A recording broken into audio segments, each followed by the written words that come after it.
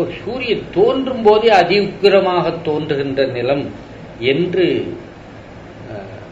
அங்க தேர் ஓடுன்றாங்க. இது என்ன, அங்க போய் எங்க தேர் ஓடும், குதிரை எப்படி கால் பதிக்கும்? அங்க ஒரு தேர் ஓடும், அதுக்கு பேர் பேய் தேர்னா. காலல் நீர் இருக்கிறது, அதுக்கு பேய் தேர்னு பேரு. பேய் தேர் நிறைய ஓடுகின்ற இடம் என்று வர்ணிக்கப்பட்டிருக்கிறது. 14 கணக்கு நூல்களிலே 5 நூல்கள் அகப்பொருள் நூல்கள், 5 10 பாட்டு பாலையை பற்றி இருக்கிறது. அதுல ஒரு சின்ன வர்ணனை. பாலை நிலத்தில் நான் முதல்லயே சொன்னேன், இந்த சேற்று தண்ணீர் கொஞ்சோண்டு இருக்கும், சேற்று நீர் இருக்கும். ஒரு ஆண்மானும் பெண்மானும் போய்ச்சான். இந்த சேற்று தண்ணீர் தாகம் 2க்கும். பெண்மான் தயங்கி நின்னுது, எதுக்கு நான் அவர் குடிக்கிட்டோம், அதுவே தாங்காது, அவ்வளவுக்கு தண்ணி இல்லைங்க, அதுவும் சேத்து தண்ணி, நம்மளும் போட்டிக்கு போக வேண்டான்னு அது அப்படி தயங்கிச்சு. ஆண்மான் பார்த்தது, ஓஹோ இது இதுக்குதான் தயங்குதான்னு நேரா வாயை வச்சு அந்த சேத்துல குடிக்கிறாப்புல பாவனை பண்ணிட்டே ரொம்ப நேரம் நின்னுதான். அப்புறம் கொஞ்சம் தலையை தூக்கி அப்படி பார்த்துருக்கு, ஓஹோ அவர் குடிச்சு மிச்சம் இருக்குன்னு பெண்மான் குடிக்கிறது. காதல் பிணைப்பு பாலையின் வறட்சி ரெண்டுத்தையும் ஒன்னா சொல்றாரு.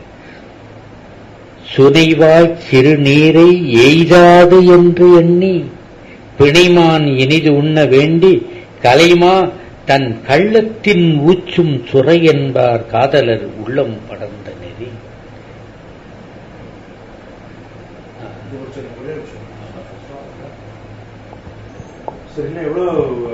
இல்ல எவ்வளவு நேரம் ஆச்சு? We have got 1.5 hours பேசியிருக்கோம். போதுமே. இல்ல போதாது சார், நீங்க வாட்ட பேசுங்க, இன்னும் 2 நிமிஷம் பேசினா கூட பேசலாம். இல்ல நான் என்ன நினைச்சேன், இது எவ்வளவு இன்னும் எவ்வளவு ஒரு 10 நிமிஷம் ஈஸியா. சரி, இதுல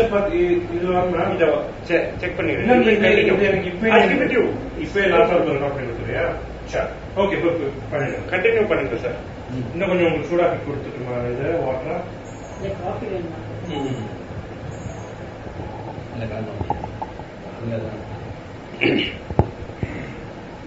ரொம்ப ரொம்ப நல்லா போயிருக்கு. புது tracker battery also Khan. Battery over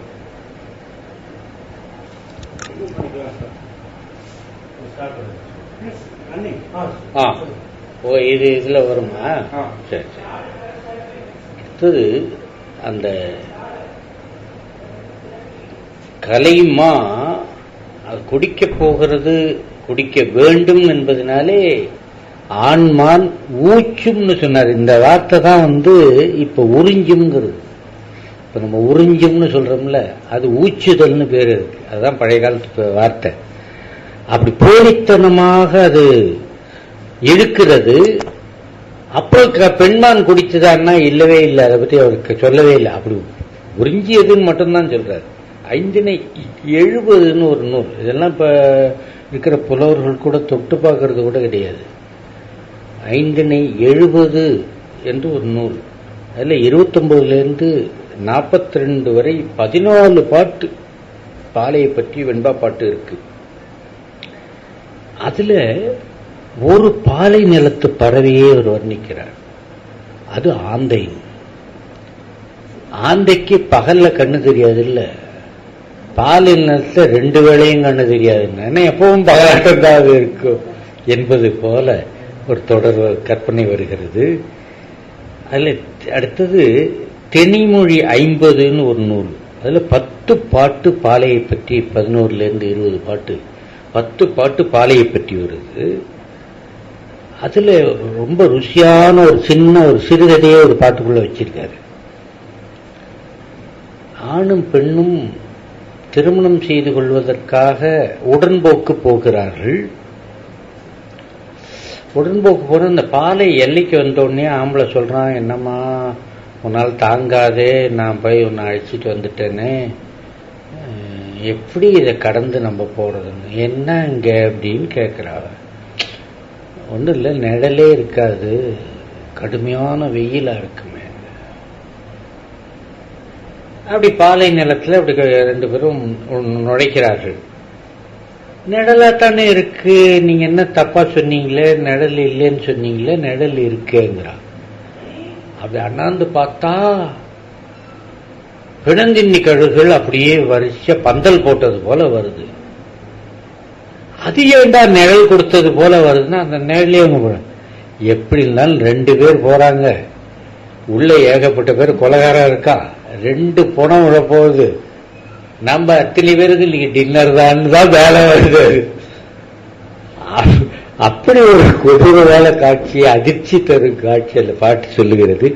ஏற்றிய வில்லினர் எயிரர் கடுஞ்சுரம் பாற்றினம் சேர படுநிழல் கண்டு அஞ்சி கூற்று அனவில் விடலையோடு என் மகள் ஆற்றும் கொல்லைய நடந்து என்பதாக ஒரு பாட்டு, ஒரு அற்புதமான சிந்தனையை நமக்கு கொடுக்கிற பாட்டு. கடைசியா திணை மாலை 150 30 பாட்டு இந்த பாலை நிலத்தை பற்றி வருது. பாலை நிலத்துக்கு என்று ஒரு பாம்பு உண்டு. இந்த பாம்பை பற்றி மாசுணம்னு பேரு. மாசுணம்னு சொன்னா சாதாரணமா பாம்பு என்பது போல பிற்காலத்துல வார்த்தை ஆயிடுச்சு.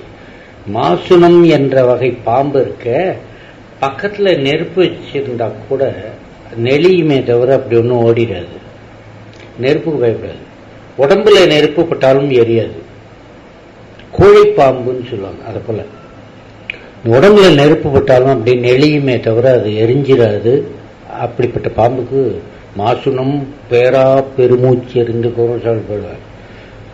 கண்கூடாப்பட்டது கேடு எனினும் நல்லா தெரியும், நம்ம இந்த காரியம் செஞ்சோம்னா இது அயோக்கியத்தனம், நமக்கு கெட்ட பேரை கொடுக்கும், இருந்தாலும் கொஞ்சம் பணம் வரும்.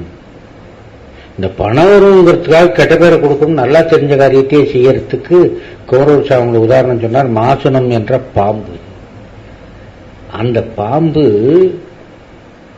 விடு கயிற்றின் மாசுணம் வீயும் நீளத்தம். இந்த காஞ்சி போன மரம்லாம் இருக்க, அதுல ஆளுகிற பாம்பு நம்ம தலையை தொடுறாப்புல நிறைய தொங்கிட்டு கிடக்குமா. கீழே தான் வெப்பம், மேல சூடு, 19வது நடுவில் இந்த மாசுணம் என்ற பாம்பு வேற என்பதாக திணைமாலை என்ற நூலிலே ஒரு செய்தி வருகிறது. கடைசி 18 கீழ்கணக்கு நூல்களில் கடைசி நூல் கைநிலை என்பது. கைநிலை என்பதில் இருக்கிறதே 5 பாட்டு. 5 பாட்டு முழுசா இல்லை, மொத்தம் சேர்த்து 10 பாட்டு இருக்கணும். 5 பாட்டு அழிஞ்சு போச்சு. மீதி 5 பாட்டு பாலை நிலத்து பாட்டில் பெரும்பாலும் பாலை நிலம் என்பது மனிதனை கொலைகாரனாக்குகின்ற நிலம் என்பதாகத்தான், கொடுவில் கொண்ட கொலையாளிகள் இருக்கிற இடம் என்பதாகத்தான் அதில் சொல்லியிருக்கிறது.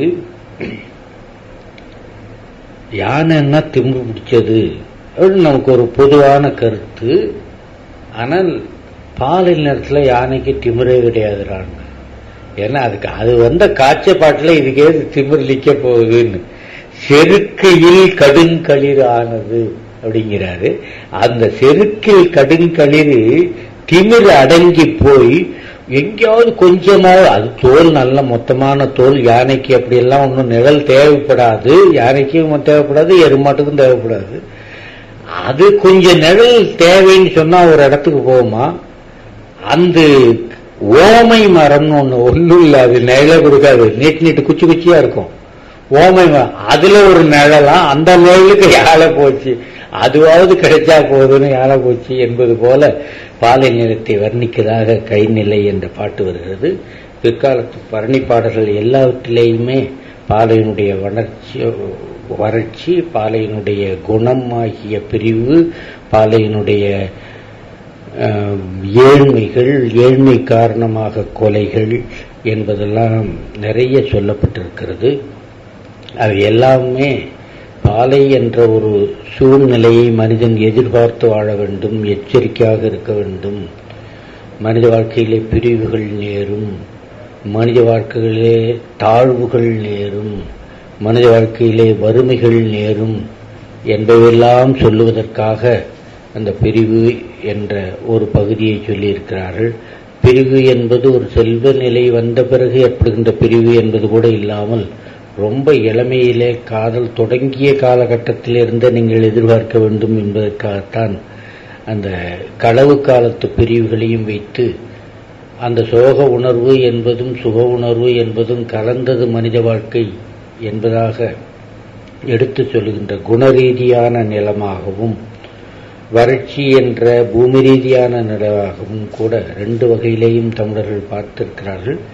இது உலக இலக்கியங்களிலே இப்படிப்பட்ட பகுப்புகளை நாம் வேறு எந்த மொழியினுடைய இலக்கியங்களிலேயும் பார்க்க முடியாது என்று சொல்லலாம்.